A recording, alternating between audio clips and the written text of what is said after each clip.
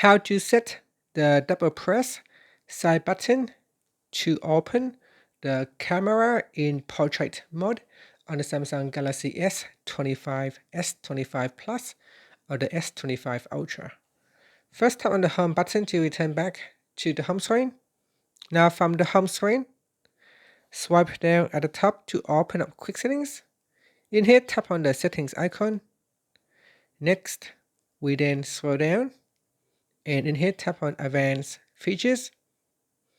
Next, in here, we go down, then tap on side button, and then tap on double press. Then make sure you select camera as an option, then tap on the settings icon right next to it. From here, select take portrait from the list, and then after you can return back to the home screen by tapping on the home button at the bottom of the screen. Now when you want to quickly launch your camera in portrait mode, just quickly press on the side button here, double press 1, 2, and this will launch the camera in portrait mode. And that's it. So that is how you can set the camera to quickly open in portrait mode when you double press on the side button on the Samsung Galaxy S25, S25 Plus, or the S25 Ultra. Thank you for watching this video.